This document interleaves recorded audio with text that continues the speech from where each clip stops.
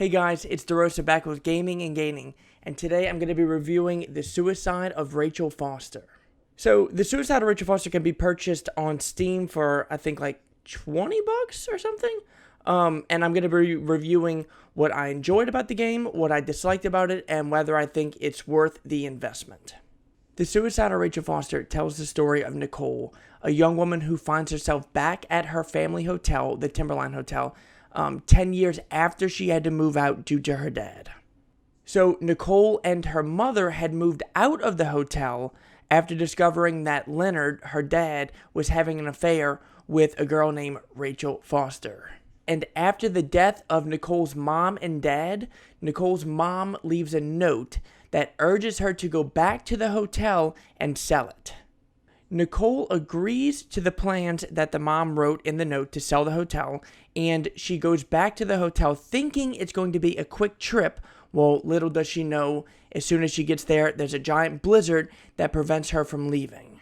Now, you are in this hotel alone. However, you are talking with a FEMA agent named Irving, and he is your only guidance throughout the entire story. Irving happens to be very knowledgeable on the trauma that happened with Nicole and her family.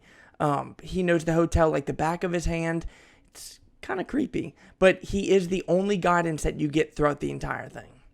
So the longer Nicole stays in the hotel and the more that she talks to Irving, she begins to unravel the mysteries of Rachel's suicide, and she quickly discovers that things are never as they seem. Alright, so that is a brief overlay of the game, and now I'm going to get into what I liked about the game and what I disliked about the game. So for my first pro, this game does a phenomenal job at keeping you on the edge of your seat. Be sure that if you do decide to play it, you dedicate at least 4 to 5 hours to the game, because when you start it, you are not going to want to stop it. Alright, you're going to want to finish it in its entirety. It is truly a riveting thrill ride. So my second pro was the atmosphere. The atmosphere of the game was very creepy, it was very disturbing, and very frightening. Don't get me wrong, I loved it, but there were times to where I thought that I had to step back from the game because I was hearing things. I'll show y'all a few clips of what I'm talking about, but it was by far one of the most immersive games I've ever played. So this actually brings me to my next point. It kind of piggybacks on the pro number 2. The audio in this game is second to none. It will have you thinking that somebody is right behind you when you're playing. Be sure that when you do play it, you play it during the day. I played it at night. It was a big mistake.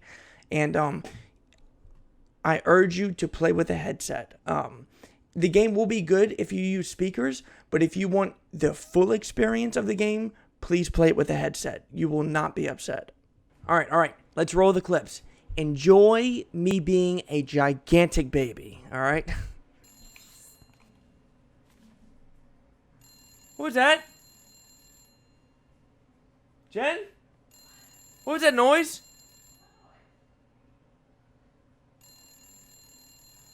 Was that the game? Styrofoam rubbing against the wall.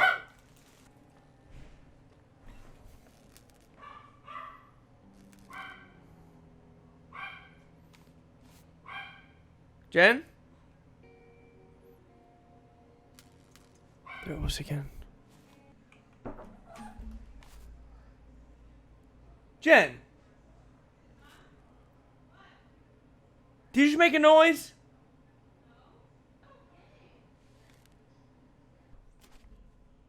Jen! Did you hear that? I'm crying. Stop!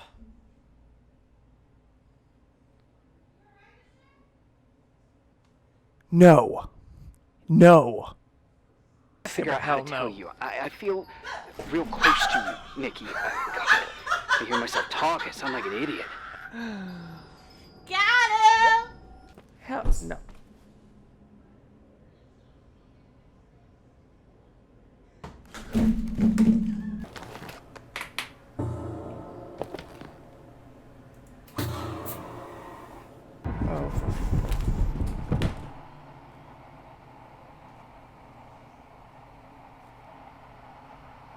I'm crying. I'm crying. So for my last pro, the dialogue was great. It was a great story, and it had a solid mystery that will leave you very satisfied. So moving on to the cons. Really, there were only like 2 cons that I came across, but honestly, given the pros, I could easily overlook it. Again, stated, I will not give away any spoilers. One of the cons that I did not like about the game is that nothing really new happens. Nothing really gets crazy. Nothing really crazy happens. The beginning does a really good job at sucking you into the story, but then the next couple of days, it seems to be going kind of slow. And honestly, if it wasn't for the mystery of what's happening in the hotel or the very detailed atmosphere and environment, it would be a little challenging to get through. The last con is the ending didn't really do it for me. In my opinion, they could have made the ending a lot stronger, but they chose to take another route. Honestly, that's for you to decide. Play the game. Tell me if you like the ending or not. While I was a little disappointed, it does not make the journey or the mystery of the game any less thrilling. I promise you. So weighing those pros and cons, I would say yes. Overall, the game is worth it. I would recommend it to anybody who likes those walking simulators, those horror type games. It is definitely worth the investment. Go out and get it. You will not be disappointed. All right, so thank you all for watching. Be sure to hit that subscribe button, turn on the notifications, so whenever I do upload a video, you'll get notified about it. All right, so go out, try it, let me know in the comments what you think about it, and have fun with it. Peace, y'all.